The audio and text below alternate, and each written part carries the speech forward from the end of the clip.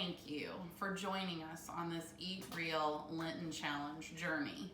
I hope that the videos and the recipes and the website, I hope they've inspired you to focus on real food and only enjoying real food during Lent. And I hope you haven't felt like it's been a diet and deprivation. I hope you have found ideas that your family loves, but we would love your feedback. We would love to hear what you liked, what you didn't like, what you would do different.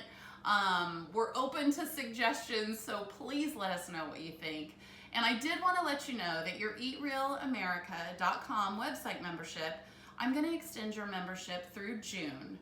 So I would love for you to enjoy all the things that people tell us they love about the website. I want you to enjoy the shopping list and the recipe box and the coaching tips and the ability to go to the search bar and type in whatever ingredient you might have on hand.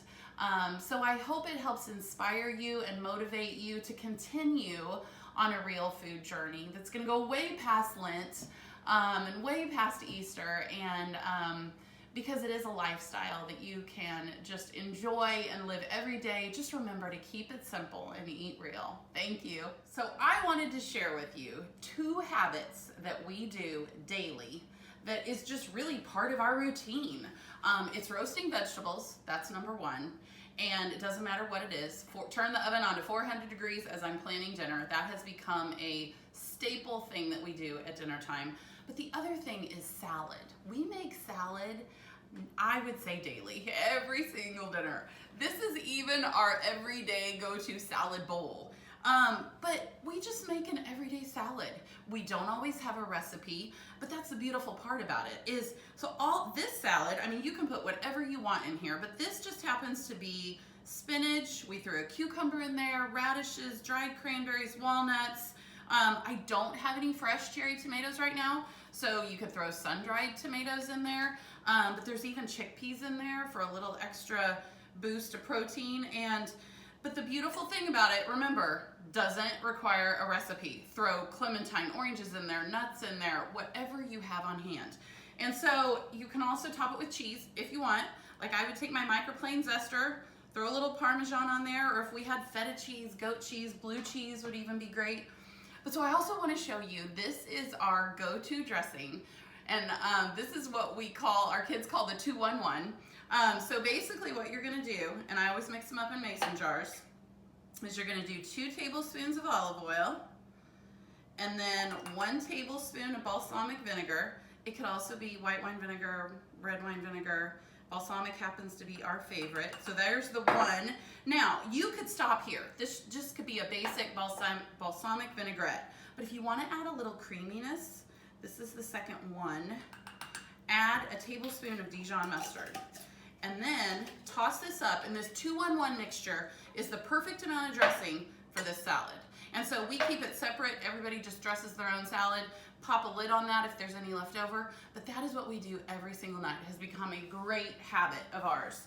But what I really got excited about to show you is that now is the perfect time to start taking advantage of in-season spring ingredients.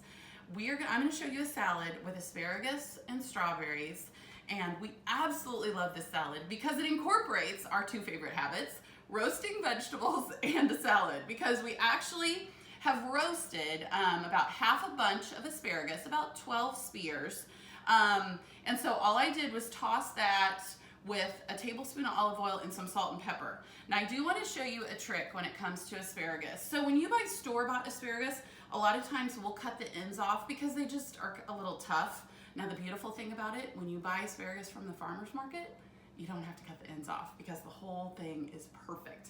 But so a trick when you do buy asparagus, and let's say that you don't want to eat this for a few days, is take some kind of container. A mason jar works well too, or a bowl. Fill it with water a little bit, and you're gonna stick your asparagus in here just kind of like a flower, like you're basically just giving it water. And so stand it up in the refrigerator just like that, and you will have fresh asparagus that will last you for about a week. It'll stay crisp. and check on it. After a few days, it will actually absorb that water and you need to refill and add a little bit more water. But that will keep your asparagus nice and crisp for at least a week.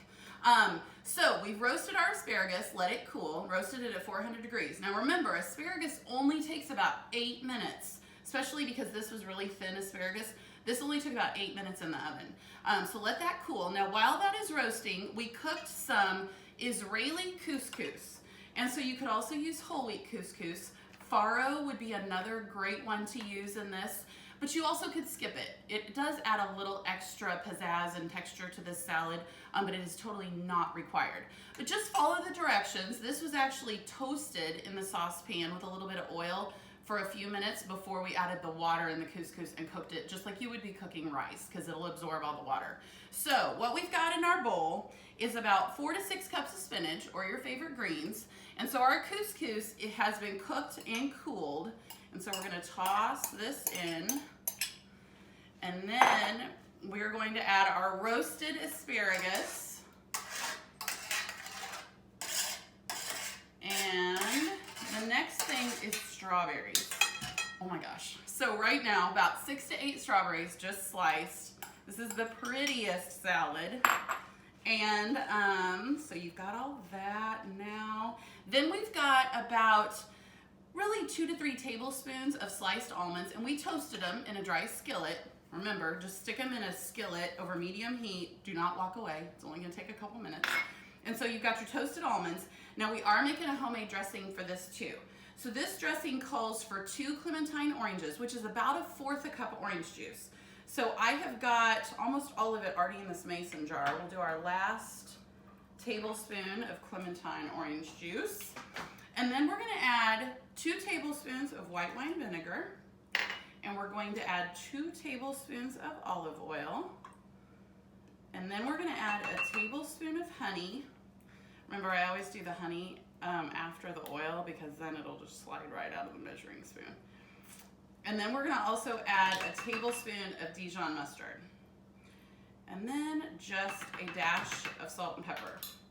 Now what I would do with this dressing is just dress everybody's bowl as they eat it. And then that way the salad is still great the next day. You've got dressing left over, because this will be a little bit more dressing than you need for this salad, but it's so insanely good. You'll want to use it for lots of other things. So I would love for you to try any of our in-season recipes, ideas. Take advantage of eatrealamerica.com. Go to the search bar and type in an ingredient and look at all the ideas. Enjoy eating in season, and don't forget to let us know what you think. See you soon.